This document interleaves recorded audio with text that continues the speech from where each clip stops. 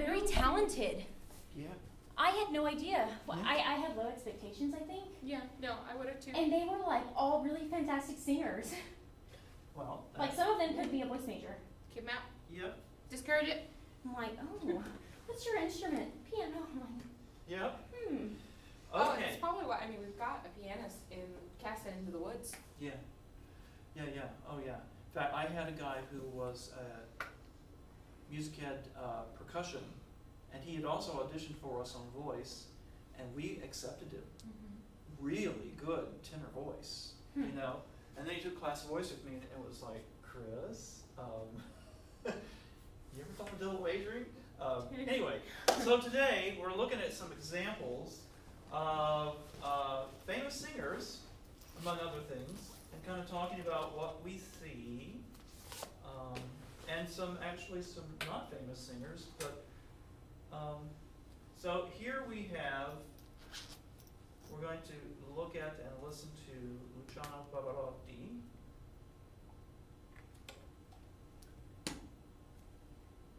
And we're going to make it play so we can hear it. Did someone hook this up to him or hook it up to a... No, this is recordings. Yeah, yeah.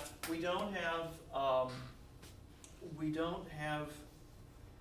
at least not, we don't have measurements and things done on them in a lab or anything like that. Ben Huppner offered to do stuff, but he wanted it done while he was on stage because he said, I sing different when I'm on stage. And I think he's right about that. So this is Pavarotti singing the high B flat at the end of Celesti Aida, and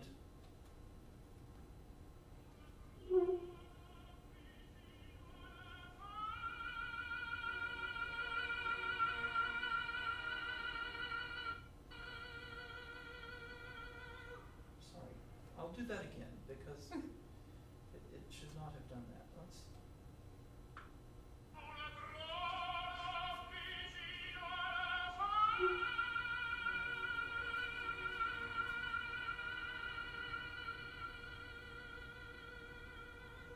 Does a diminuendo. Okay.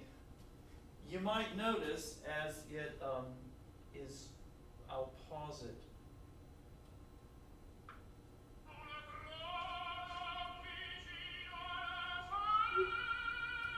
There. Oh, yeah, I see it.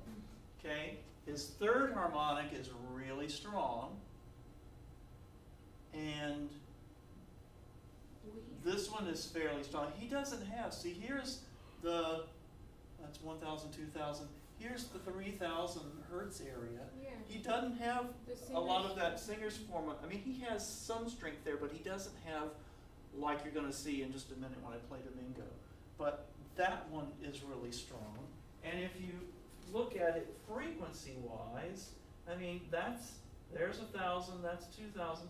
So this is around probably 1,400 hertz. So what he did is he shifted his second formant for that O vowel up. Yeah. And he was one of these people who used the second formant a lot. Because his first formant for his O vowel is going to be down, much lower.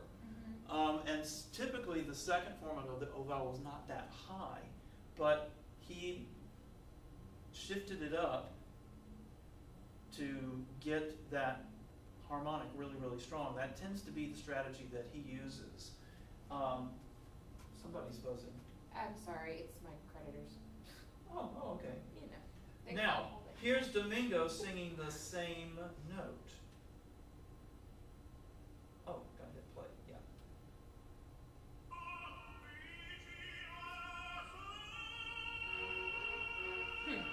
Okay. I didn't stay on it as long. I've got a recording of him hanging on it forever. Oh, come on. There. No, play. Yeah. Okay, so that's way, way, way high, because here's 3,000 hertz. So he's got this big peak up here at like 28 or 2,900 hertz. Yeah, it's about 28. Okay, very different strategy. And if we scroll back, let me see if I can get it to scroll back before the orchestra came in. Yes, good. We'll be able to see which harmonic it is. Yep. So there's 1, 2, 3, 4, 5. So him, it's his 6th harmonic, while Pavarotti, it was the 3rd one.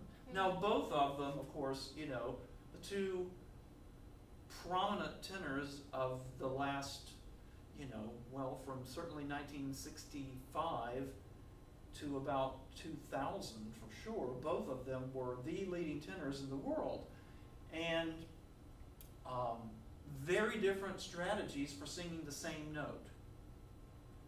And, you know, I heard both of them in person, and Domingo's voice it carried in a different way. Pavarotti's voice was very brilliant. Domingo's voice carried over an orchestra, I think, a little better, in my personal opinion, because I heard him sing over a really big orchestra. And this singer's formant thing, his voice, you could still hear that ring in his voice carrying very, very well. I mean, Pavarotti had no small voice. I'm not saying that. Domingo had the bigger voice of the two of them, and he had a different strategy, which probably enabled him to sing roles with thicker orchestration a little easier than Pavarotti did. But all the same, Domingo couldn't sing the top like, I mean, Domingo had a great high B flat. The B was okay, the C was risky. So he wouldn't be singing. But Pavarotti could sing B's and C's in his prime, fantastic. He could sing D's. I've got recordings of him singing D's. So different strategies give you different strengths. Yes, ma'am? Is there a significance in the amount of harmonics that you can identify in their No. voices? Because Pavarotti had 9 and Domingo has 7, so does that mean Well, anything? there's 1, 2, 3, 4, 5, 6, 7. The 8th one is here, 9. I mean, they're not maybe as clear, but I mean, the harmonics are there. You know, if they're singing the same note, they're there. Yeah. You know. So anyway, now here's another one more of a guy. This is Pavarotti, and he's gonna be doing it's the riff at the end of La Donna Immobile.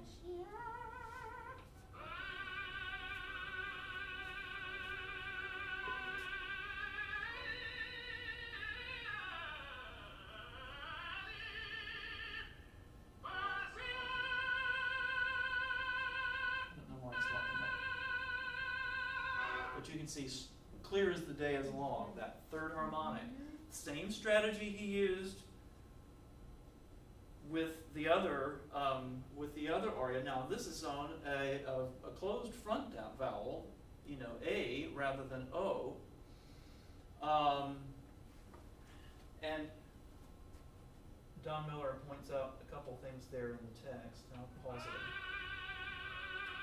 it. Yeah. So there he's singing. Yeah, there's 1, 2, 3. His 4th harmonic is this one. And then as the pitch goes up a 4th, then it's about in the same pitch area, but now it's the 3rd harmonic because the fundamental is up higher. Does that make sense? You know, because the 4th harmonic, he's got F sharp 4, so F sharp 5, C sharp 6, F sharp 6. So that's his 4th harmonic when he's singing an F sharp. But when he's singing a B, it's B4, B5, F sharp 6. Yeah, it's the 3rd harmonic. You see?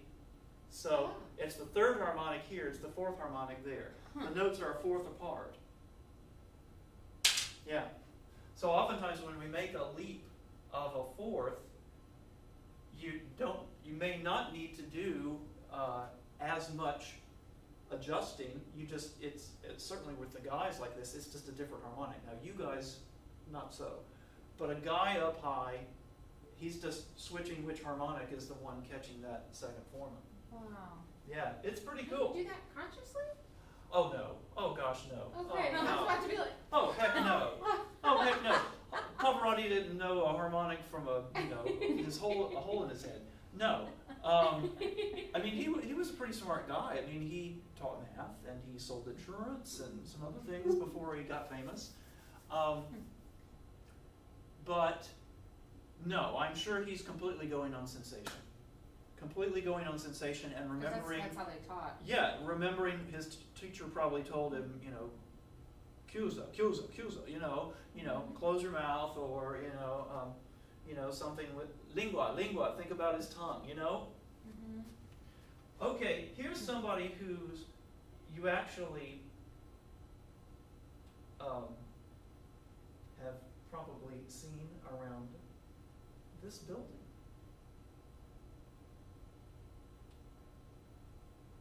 Okay, good. There it is. Here's a soprano singing a scale from B flat 4 to B flat 5.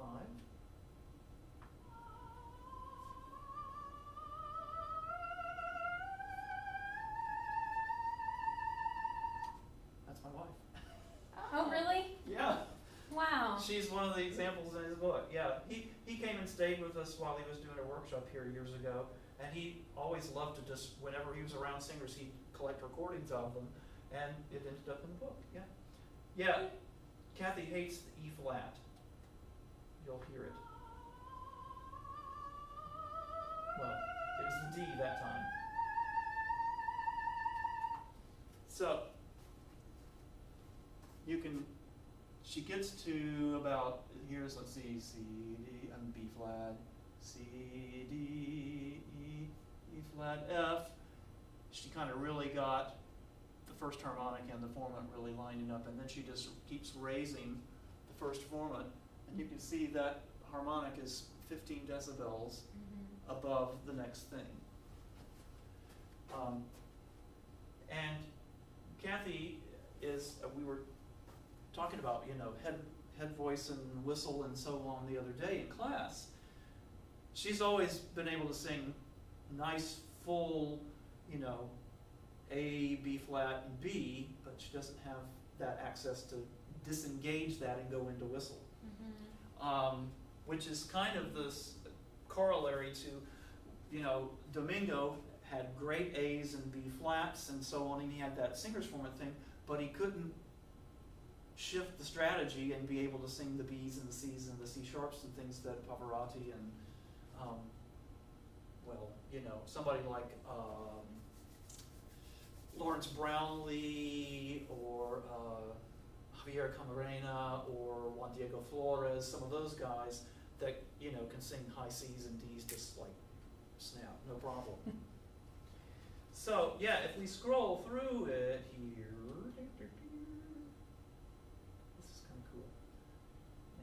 back to the, okay, come on, sing. Yeah. So, second harmonic is the strong thing.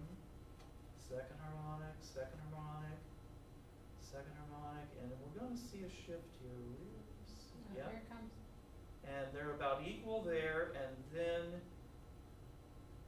it's shifted to where, so see, in the span of about a note, it goes from even to being the dominant thing, really, and then it stays the dominant thing until, all the way to the top. Now here's one more. Let's see, which one is this one? Oh, this is tenor. And this has the electroglottograph, which mine is not being very happy, but this gives us a measure of contact of the vocal folds. It sends a very, very, you can't even feel it, very, very, very, very low current. And you've got a little electrode on one side of your larynx and one on the other side. And so when your vocal folds are closed, it's like you close the circuit you know, and the current can pass through better. When your vocal folds are separated, the current can't flow through nearly as well. And so you get a little graph of quickly they come into contact, they're in contact, and then they slowly separate. And so you get this graph which can show you how long they're staying in contact, how rapidly they come together, and so on. And yeah, it's able to show you, you know, in terms of how long the contact is. When this guy has a very robust voice, when they're singing up high, full voice, you know, their vocal folds might have something in contact up at like 65, 70% of the time, which normally you would think that's like pressed almost, but it works. When their vocal folds are apart, there's a lot of flow, and then it's shut off really, really rapidly. This guy sang professionally. I have a pretty good idea who it is. I've asked, and Don wouldn't say, but anyway.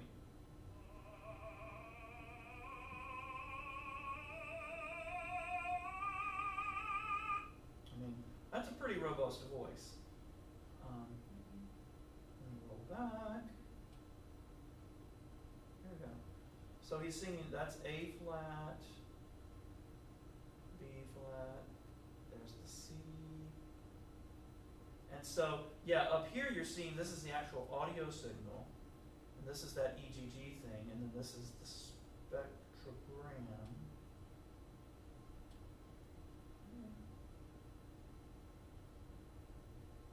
So that's 1, 2, 3, 4, 5.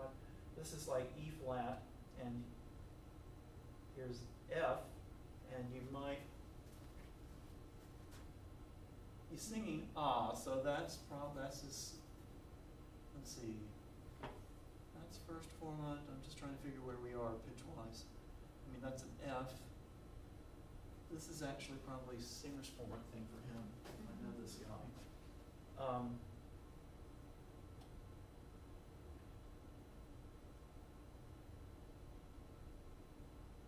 Yeah, and the dominant harmonic is second harmonic here, and then it's the third one.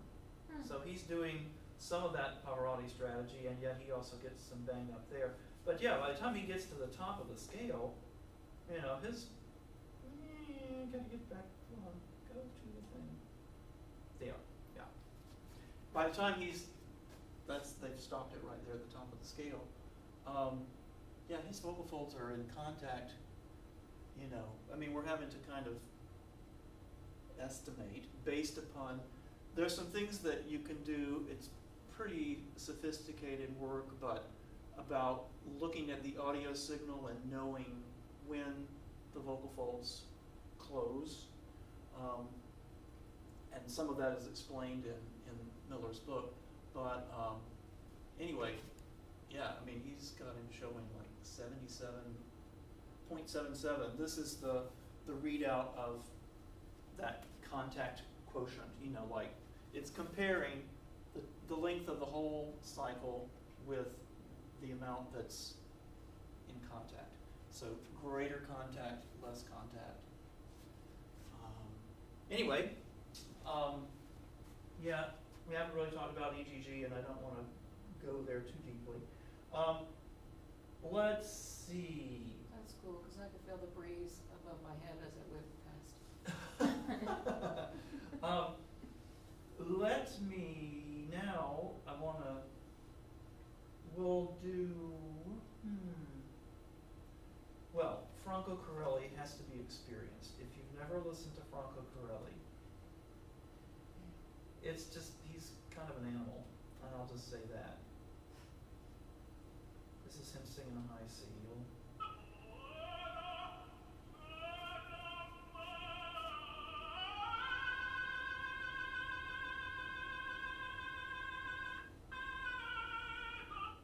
I mean, it's just absolute animal sound. That was the third harmonic was strongest again. Yeah, he does. It's, you know, he had this very robust, virile kind of sound, and yet he does the same strategy Pavarotti does. He doesn't do the strategy that Domingo did. You know, I'll get it to play.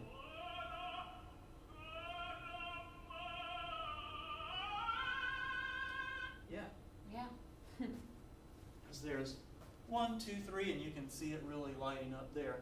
Yeah. It's the same strategy that Pavarotti was using. It's interesting, you know, because our perceptions don't always match up with what the person's doing. Perfect example of that. I was doing voice range profile. Austin was in my office just a little while ago and doing the voice range profile thing. Well, so we got to the kind of the top of where he could sing full voice, and you know, it's his loud, deep, impressive, you know, kind of sound. We got to the next one. I said, just sing the top here falsetto. It's okay. Your loud falsetto is going to be as loud, if not louder, than your full voice. And he's like, huh? I'm like, trust me. And so he did, and it was within 2 decibels. But the difference is, when he's singing his full voice, we get lots of strong harmonics. When he sings falsetto, you get 1, but it's really strong.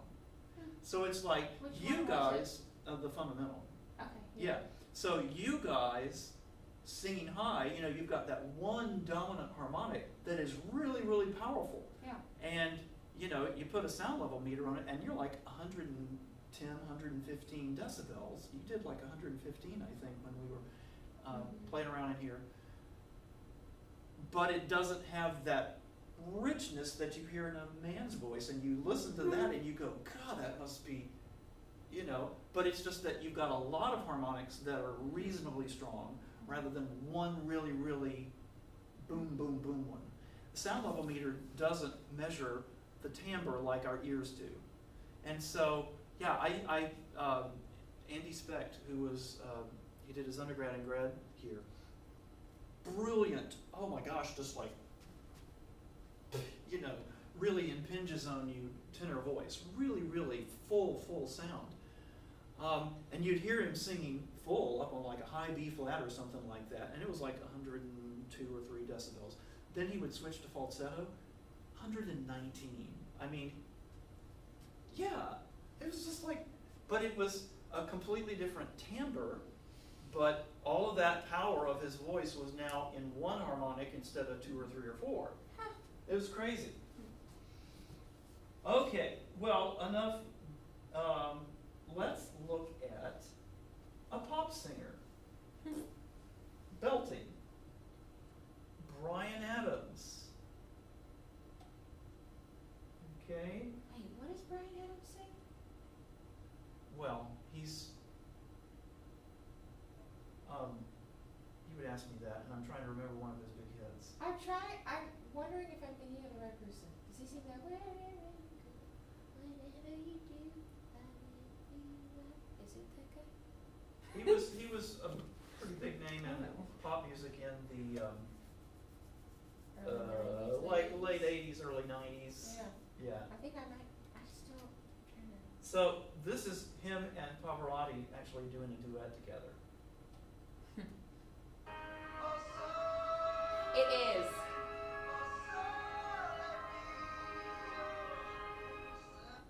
Okay, it's hard to see it there. There's a lot of noise. Yeah,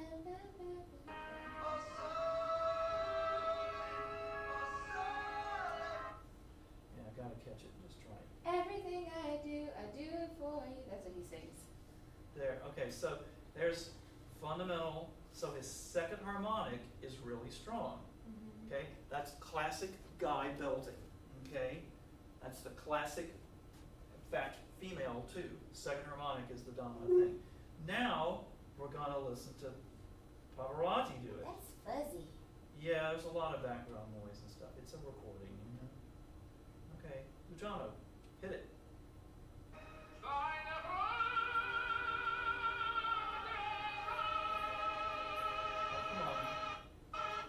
Shoot, it's tricky and it's skipping on me. I hate that.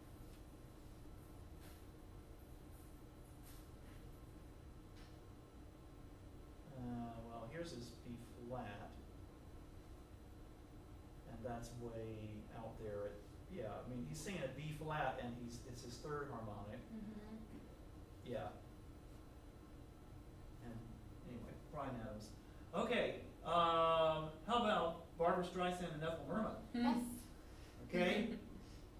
Barbra Streisand and Ethel Merman. So Barbra Streisand is this example. Yeah, it's her second harmonic.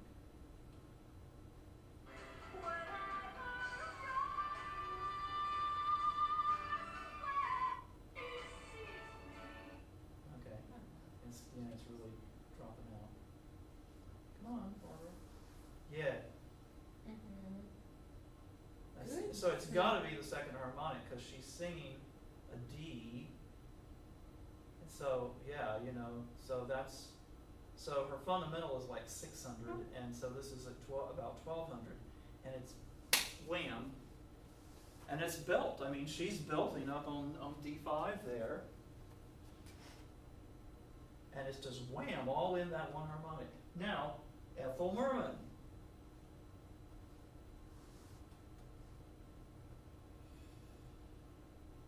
Again, you know, these are done from recordings, and so there's a lot of noise from the orchestra and stuff, but.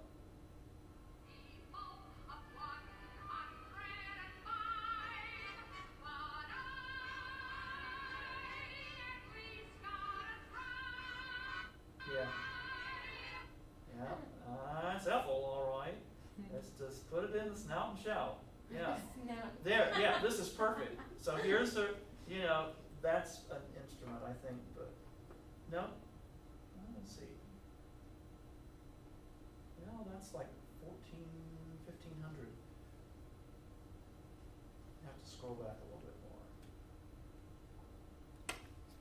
Yeah, there's so many instruments, but you can see, yeah, okay. Hi. We'll listen to it one more time. Yeah, you can see it. Yeah, so she's got that really, really, really, I'm just thinking, she may actually be doing she's doing the second formant tuning kind of like a tenor. Because that was her third harmonic, yeah. I was just thinking about what pitch she was on. That was her third harmonic. And a very similar strategy to what, at least acoustically, to what a tenor would be doing on the same note. You know, to sing a high C or a high D flat. You're, you know. It's crazy. It's craziness, you know. The cool thing I think about the software, I mean, you can sit and nerd out on it for hours, and believe me, people do. But it helps us to understand, what is it I'm hearing? What is it I'm hearing? And then from that, knowing what we know about how people produce sounds, then you can, even with someone like Ethel Merman, you know, on a recording from 50, 60 years ago, we can then kind of reverse engineer back to, well, what is she doing physically to do that, you know? Well, okay, you hear her, she's singing at, you know, or a really bright, you know, if you're doing the I diphthong, you know, and you don't go to the vanishing vowel, I mean, it's pretty close to at. It's that really bright ah, you know. That's the only thing she could do to kick that second formant where it was, you know, and get that particular harmonic strong. It helps you kind of explain, okay, well, what was that singer doing? And there are some people where very, very sophisticated, good singers who've gone into labs, and we have their recordings. Here is a very fascinating one. Two people doing a messa di voce. This is Jim Dewing, who is on the voice faculty at University of Wisconsin-Madison. And he's doing a messa di voce. And some things you'll see as he is tapering down, that this closed quotient thing, you know, his vocal fold contact will decrease as he's doing the diminuendo, which makes sense. If he's kind of backing off on that TA muscle, his vocal folds are going to be doing less of this and a little more, okay, just a little more edge and a little less body, you know. He doesn't do too much of that here, but anyway.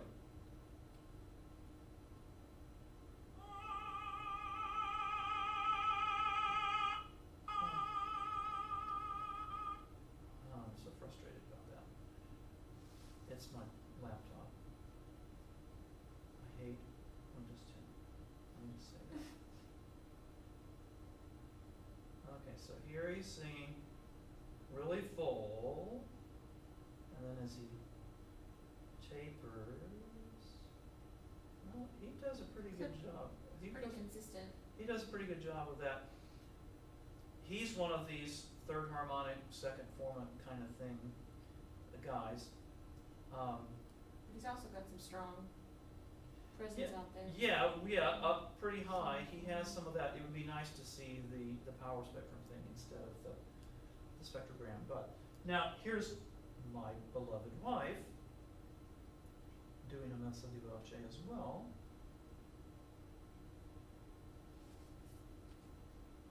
The octave higher.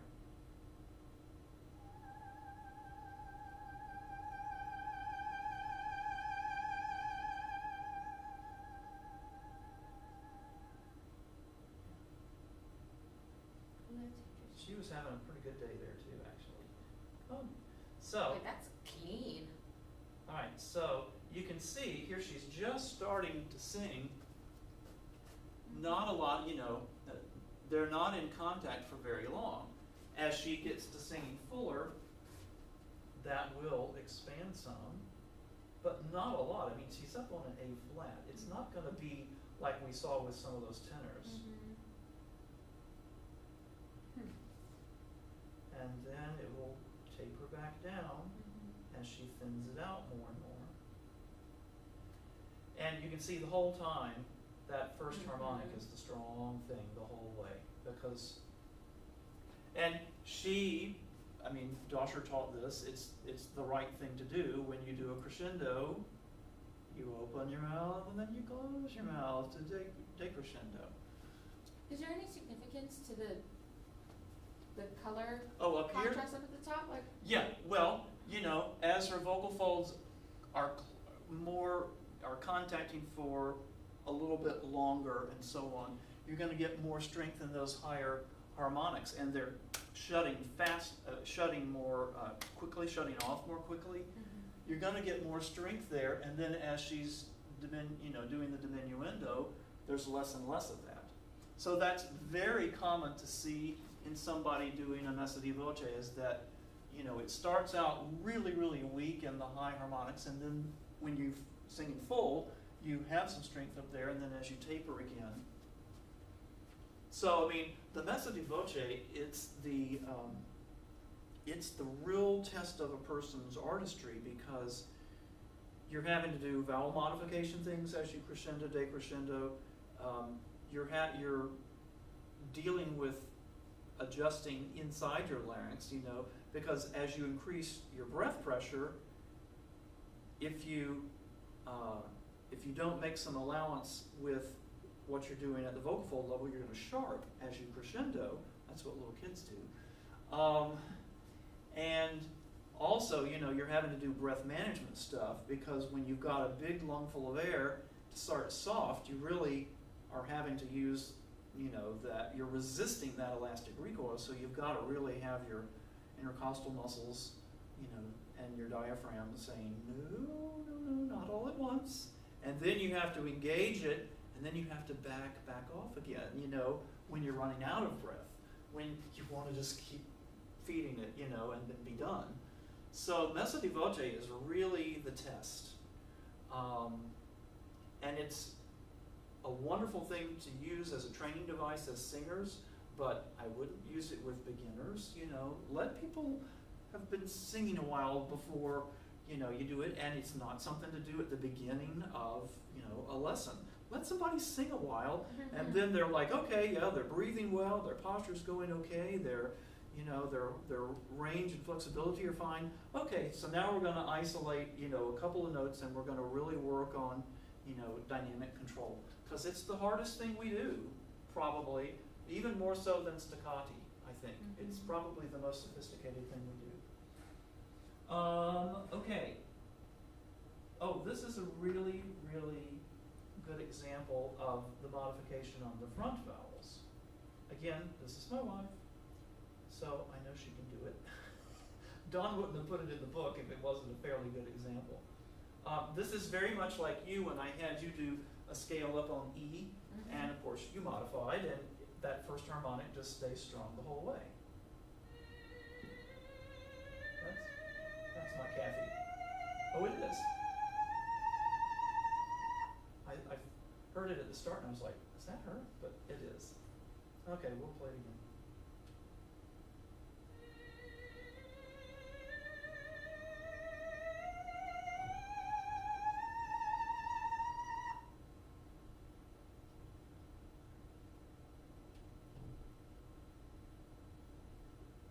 All right, so here we go. Oh, shoot, took it back too far.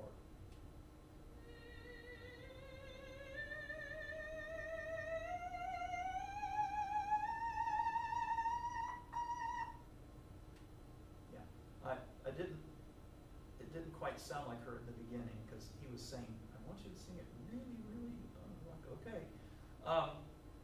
But yeah, you can see that first harmonic is really strong. Now what's really interesting is when she's lower, this is the second formant giving that harmonic some strength, and she will use that for a while, and then it kind of goes away. I mean, it's there for a little bit, and then you'll see it where it'll be the third harmonic gets it, and then it's like, well, I got to give that up if I'm going to keep going up. And now it's the second harmonic is kind of catching it some.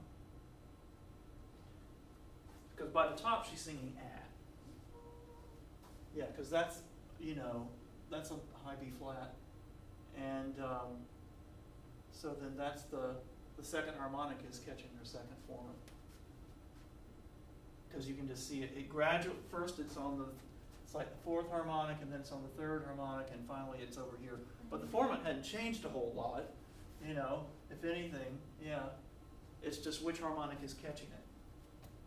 So, cool stuff, cool stuff. His book, you know, I mean, I know wading through the reading of it all when you haven't been doing this for 10 or 15 years is slow going, but get the disc out that's in the back and do this stuff and listen to the examples, because it's great ear training. You're hearing, you know, singers, some famous, some not. He has, you know, more data, obviously, on the people that are not famous because he did the measurements of them. But the ones with the recordings are still really interesting to listen to, especially things where the orchestra's not playing, where it's really pretty obvious. To see what some of these people are doing and to put what you see with what you hear, it makes you a really, really good listener. Okay, I was just wanting to make sure if there's anything else I wanted to talk about today. Yes, we'll just spend a brief moment talking about the Made software, which...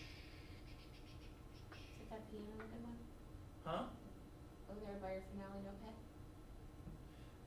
Right in front of your chest on the mic? Ah, thank you. I wasn't seeing it. Yes, it's okay. Let it run.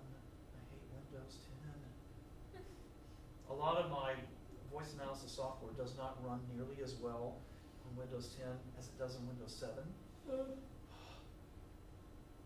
So, you may recall this thing, you know, where, like, this was a modeling of my wife's voice.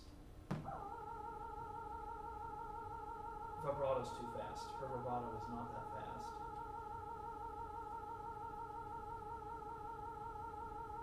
That's about right.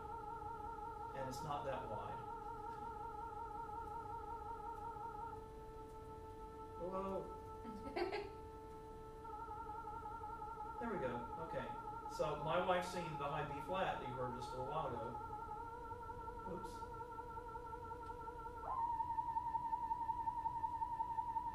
Not so bad, yeah.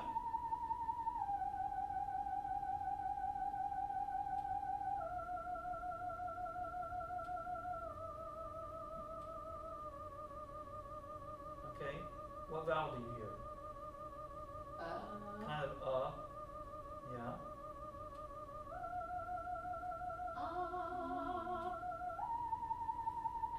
And more towards a. Now the vowel, this is one of those kind of freaky things, is that, again, depending on where harmonics are lining up with things, our perception of the vowel, even though the vowel, because I didn't change the formants at all, but our perception, depending on, you know, the pitch that, and relative where harmonics are to formants and things like that, it changes our perception. So some of what we think about with vowel modification and all, some of it's in our head. Some of it is what we're consciously doing. Some of it's in our head, in how we perceive stuff. So this is some things that, I mean, I didn't have in grad school when we were studying all of this, because we didn't have that voice simulator and some of those kind of things. There are obviously conscious strategies that people can learn. I mean, whether they think of it as, okay, I'm trying to align my harmonic with this format, or whether it's placement, or okay, I just need to open my mouth more there, or what have you. But those are things that people have learned to do, learned behaviors. And we as teachers, certainly knowing what is advantageous, can guide people in a certain way. But the layer that we probably didn't have as much going on in pedagogy, and it's really, when I go to conferences, it's something people are really talking about, is how much is it conscious modification, and how much of it is how our ears are perceiving things. I'm not ready to throw the modification out with the bathwater at all, because I think we do a lot there. But some of the folks who are talking about, do we really need to do as much as we think we need to do?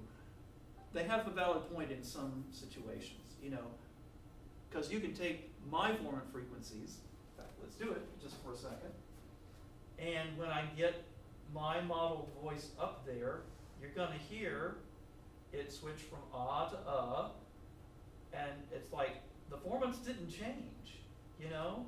They're staying right where they were. It's a machine. The machine's not modifying, you know?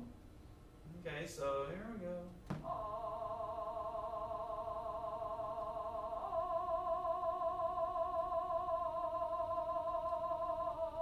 You hear ah?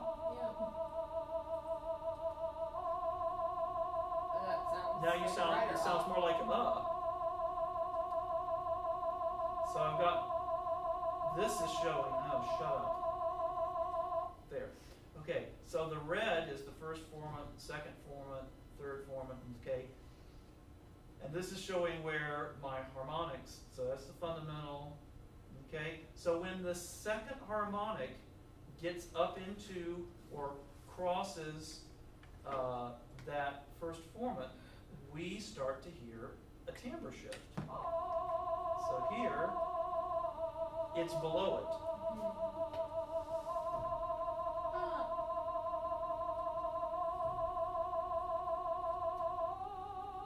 And it starts sounding like or even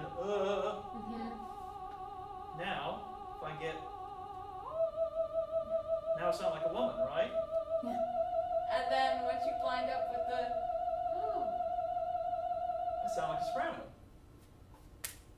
It's the craziest thing, you know, and it's all about that interaction of those harmonics with resonances. And we've been doing it, obviously, for a long, long, long time. But software like this, where you can make the computer do all sorts of things, and you can play around with it. Oh, you mean that's what I'm hearing? You know, it really starts you thinking about okay, well, I need to rethink some of how I teach this then. So I think this is a direction that things are going to be going a lot in the future. Ken Bozeman, who teaches at Lawrence Conservatory, he and Ingo and there's a guy, Ian Howells, who watches my pedagogy classes when I post them. Hi, Ian. Have been looking at some of this stuff a lot in our perceptions of things. And I mean, Ian even did a presentation at the NATS convention. Do we hallucinate vowels? You know, with some of this perceptual stuff of just harmonics crossing over or not, you know. It's really cool stuff. Okay, well, your brains are full. Go away and have a nice weekend. Hey. I have the thing that I have on Facebook started, that Singing for a New World group, okay? I'm really wanting to get something for Martin Luther King Day, because we have one of the biggest marches in the country here in San Antonio. I want to get a whole group of UTSA students, and I'm going to talk to all the people who are church music directors, and just like, let's have a big group of people down there and sing, because singing was such a big part of the civil rights movement. And you know, just when people are singing together, there's a solidarity that we have to listen to each other, you know, to sing together. And that's been lacking, you know, listening to each other. So I think it's a good thing for our society, it's a good thing for us. And you know, we get some singers mixed in with the crowd and just get people going. So I'm going to be working on it. Watch for more details. I'm trying to get it going all over the whole country. I've got some people with ACDA who are going to be helping me with that. I want to get like Eric Whitaker and people like that doing flash mobs, you know, like he has done already. Who else? Oh, Craig Hella Johnson with Conspirare. I want to get some of those really big choral names who have a nice media presence doing some things as well. So look for that, January the 16th. That's the holiday. Snuff my back. Bye-bye. Oh my gosh. Yeah, careful. Oh yeah, let me turn that off and move it. Sorry. See y'all later. Bye.